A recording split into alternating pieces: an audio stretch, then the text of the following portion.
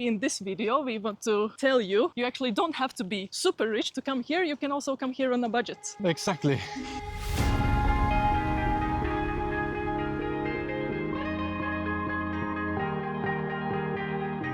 Oh yeah, oh yeah, oh yeah, oh yeah, oh yeah. Hi guys, we are filming this one from Maldives, and maybe in this video I will talk a lot, but let's start with you. So what is your first feelings about Maldives, and what do you think about here? Yeah, it's my first time in Maldives. I didn't even really know much. I just had heard that, rich people come here and it's really beautiful. And it is honestly paradise on earth. It's hard to explain. You just have to come and see for yourself. Those blue colors in the water, all the beautiful, beautiful shades that nature can make, plus the green palm trees, the bushes, the white sand, like you just have to come and see. So let's dig in. Let's start with the money. Yeah, it's my third time in here, so I can a little bit explain from my experiences. I made some research and I talked with the people. First of all, when you land to airport, exchange rates are completely different. You guys need to know US dollar is the key, so bring US dollar with you. Most of the places are taking card payment, but they are charging 3 to 6% fee most of the time when you want to pay with the card. And maybe your bank will also take this exchange rate. Exactly, so you will lose a lot. That's why the cash might be best option. But of course, if you make a lot of diving or whatever, so you might use your card, but just so you know, there can be this kind of charges. And the another problem is about the exchange rates in the bank. Like if you will look in the Google, one rupiah is showing like 15.7 something, like today we are talking about. It might change in the future when we publish this YouTube video. But on the street, it's up to 20. Like, so $1 is up to 20 rupiah. And whenever you go to some restaurants or somewhere, if you have dollar with you, they divide it with 15.7. You will lose if you use dollar on the restaurants and on the places where you will pay your bill. So when you're gonna exchange money, speak with the hotel you book and try to exchange with them, or Google what is the street rates in rupiah in Maldives. So it will approximately say, like even when I Google today, it is saying it's up to 20.5. When I'm looking the Google, it's saying 15.7. So this is one important part. So in the airport, there are people directly will come to you and will try to exchange. And they often show you the Google rate, and then they are giving you just a little bit higher than that rate. So you are actually losing like 25%, just so you know. It's not little money if you especially exchange a couple $100. Yeah, so always check the bank rate and the street rate. And you can maybe talk to your hotel or guest house about the rate before you come. You can write them through WhatsApp and ask these things, so they can maybe help you or guide you. We were really lucky with our hotel guy. Like he messaged like this long message telling like how much will the taxi cost from the airport till the hotel and what is the exchange rate and like all of these little things. It was really, really nice. And overall people here are extremely nice, okay? Like another level nice. They are very kind and chill and calm people. And second thing is, of course, you are flying to Malé, but from Malé, you need to check one thing. Often, the hotel you book will organize the transportation to local island or resort. Resorts, I'm not talking about in here because they are extremely expensive. Everything they organize themselves. I don't think people who is watching us will be so much interested in resorts, I don't know. But when it's about local islands, it's a little bit different.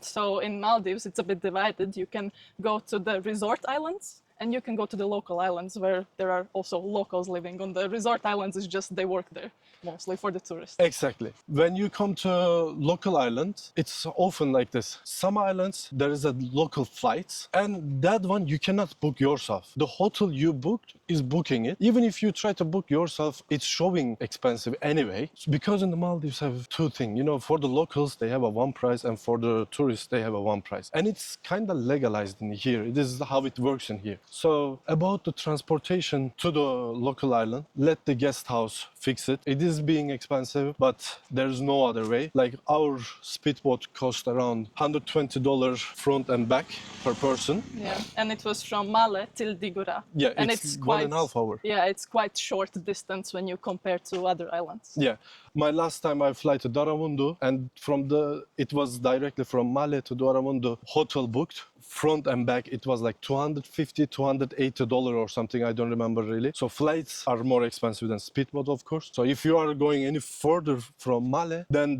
this transfer cost is being more expensive. But When you go further from Malé, if you fly, it's much less touristy also on that islands. Like right now in Dhigurah, it's very touristy. Like even when you go to beach, you see a lot of tourists in here. There's a lot of guest house. The diving prices, all the excursions are more expensive in here. But also there are more options for food. All of the food we have tasted is extremely good, extremely tasty. So there are a few restaurants, usually on the smaller, more local islands. There's maybe only one restaurant, one cafe or something like this. And maybe it's not so adjusted to tourists, but here we are very used to tourists here. Food prices are often same in the island to island. I didn't see any difference. Maybe in Malé is the cheaper. You know, Malé is you will not stay there. You will maybe sleep one night. It's really chaotic, small, very tiny island. Yeah, a lot of people. And we recently learned that kind of the government is also pushing everyone to be in Malé in a way, because the schools and everything is only in Malé. So people are a bit forced to go there. So that's why it is so crowded. When we came here, we stayed one night. And when we go from Maldives, we are staying one night in Malé. We would want to avoid it, but the flight time and speedboats, like there's only 2 speedboats per day to Dhigurah, so we couldn't catch one, and then you never know if your flight might be delayed, so you might miss the speedboat, then you also lose that money, right?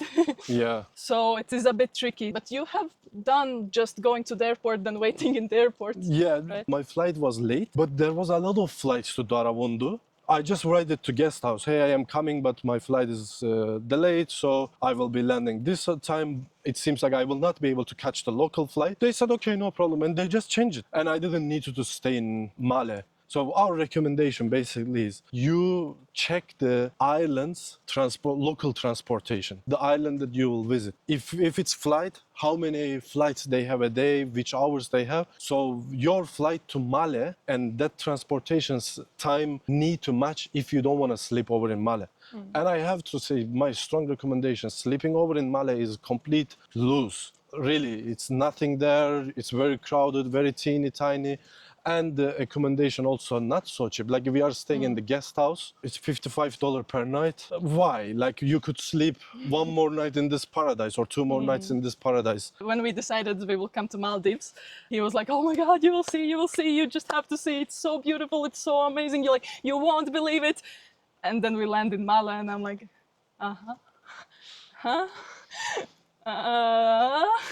But then, of course, when we came to Dhigurah, mind blown. Like there are no words how beautiful it is. Hotel prices are like we paid in here, we book it from booking.com. It's very nice room, very clean, big.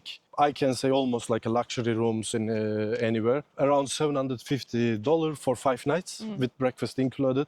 Very good breakfast. Very good breakfast. They clean room every day. It's literally on the beach. So this is the best part with the local islands. You can find even for $200, $250, like per night $50 even you can find. You can check the booking.com or any other places you are looking. I can tell you, if you don't make all this divings or all this snorkeling tours, maybe for 2 person, you can have amazing holiday 10 days for like $1,500 to $2,000 in here, really. Yeah, and the activity prices here are quite expensive. Like the cheapest one was for a few hours of going snorkeling, I think.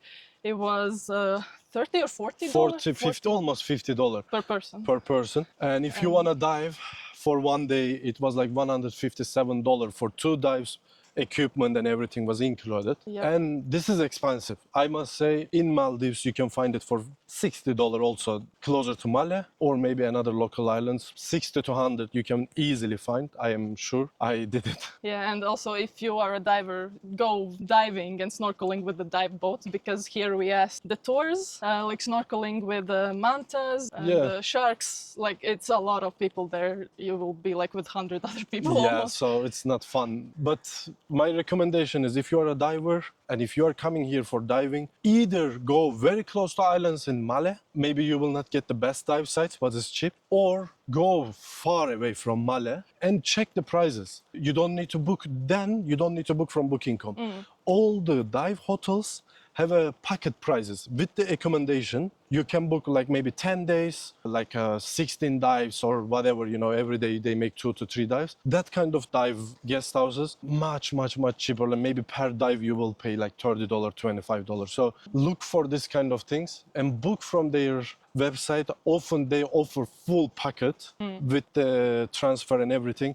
I remember I paid for 2 weeks accommodation, breakfast and dinner was included, and I made like minimum 25 days I made. I paid for everything around $2,500. I remember this. So you can actually have amazing holiday, amazing experience. And you were even like diving alone with the dive master, you know? Yeah. Like this personal Because diving. it was a faraway island and there was not so much tourist. It was amazing, you know, like so you can actually have like a private holiday almost in local islands if you come in, I don't know, right time, if you are lucky.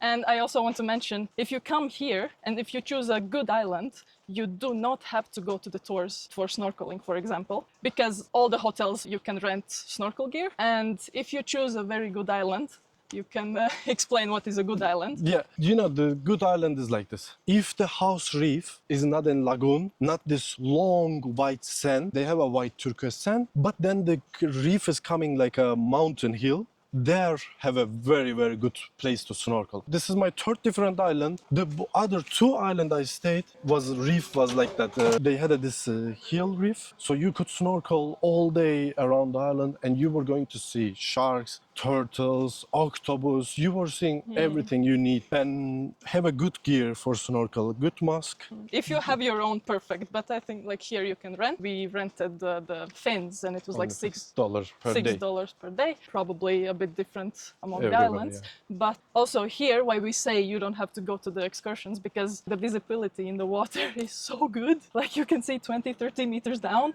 Yeah. So you can see those big fishes easily with just snorkeling. You don't even have to go diving. So that's a trick how to save some money. So if you actually do that, then you will not need to pay any activities also. Going to the sandbank with bikes. Otherwise it's like 45 minutes walking through the jungle and then on the sand.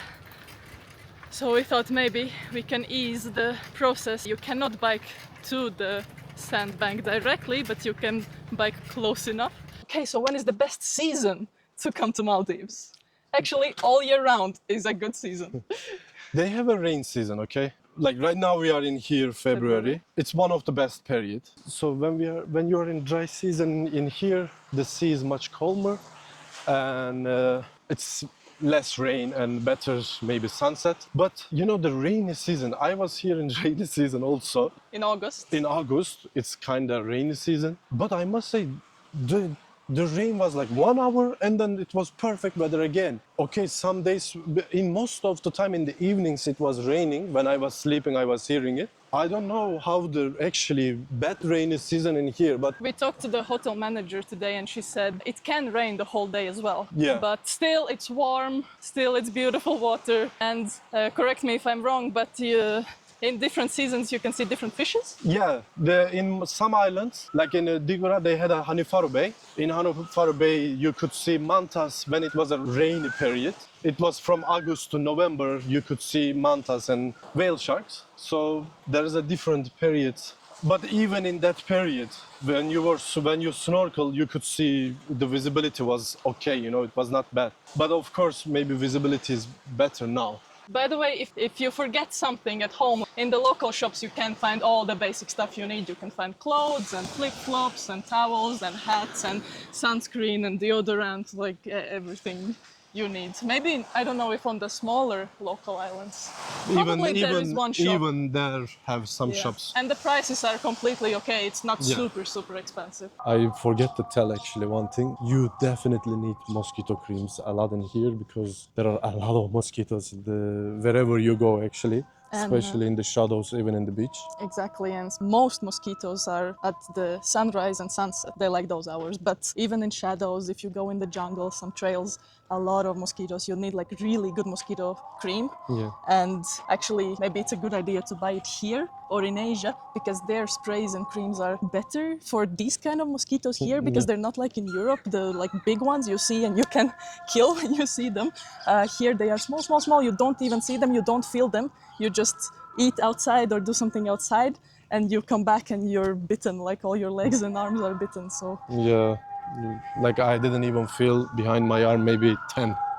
I didn't even feel. I just started to get itchy in the night. And about the food prices also, we paid like 400 rupiah. It is like $22 for two-person good meal with the coffee and everything is included. So the prices are not so expensive in here about the food. But yeah, it is good to have some cash. It's good to have cash. Exactly, the cash is way better. Yes. One more thing about the SIM card. We think you definitely don't need SIM card or internet. Often the hotel have Wi-Fi, cafes have Wi-Fi, so... I read even that some of the diving boats have Wi-Fi. Yeah. The thing is also, even if maybe you buy the internet, I am not sure how good it is. I didn't try. Like if you are out in the water, I'm not sure how good it will be. And about Maldives in general, it is an Islamic country, very conservative. So you have to know a little bit in advance that on the local islands, no alcohol, no pork, a very conservative dress code. You shouldn't be showing your shoulders.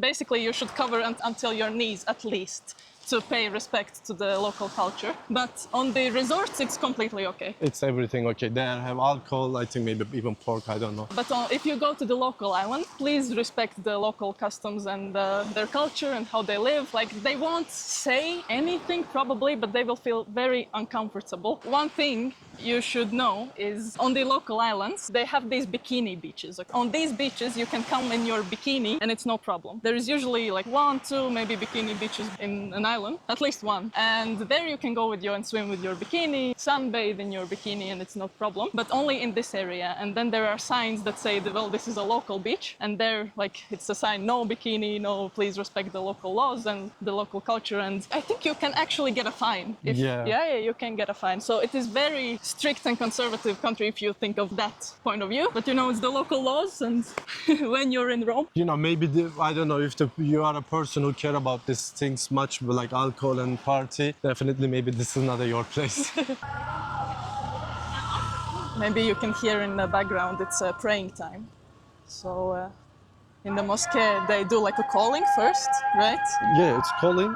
And then in here, even the small markets, everything is closing. And people are going to mosque for praying. And after praying, they are opening back their shops. So... And especially you need to know that on Fridays, it's things don't even open in the mornings. They open only in the afternoon, like at 2 o'clock.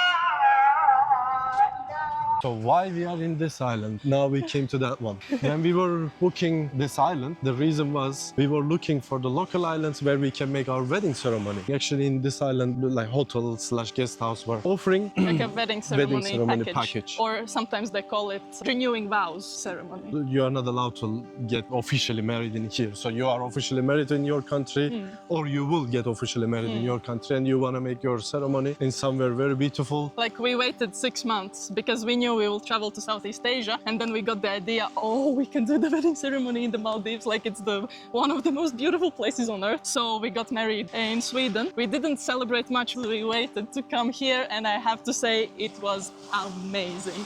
It exceeded our expectations 1000%. We did not expect it would be so beautiful. One more small thing about the trash. Yes. In these islands, the trash handling is very hard. Every island have this trash burning environment center or whatever. And there, the plastic bottles, they are taking them and pressing them and sending to, I don't know where, Malé Island or somewhere. So our recommendation when you guys come, try to have refilling bottle. Like if you buy one bottle water, ask your hotel to refill it. That is maybe one way to help reducing the trash. Otherwise, all the other trash, they burn. That's it. We can just show around a little bit in here. We are on the sandbank in Dhigurah. Where we had our party. It's unbelievably beautiful, really. Thank you for joining, thank you for watching. Subscribe for more budget-friendly travel videos. Yeah. Bye-bye.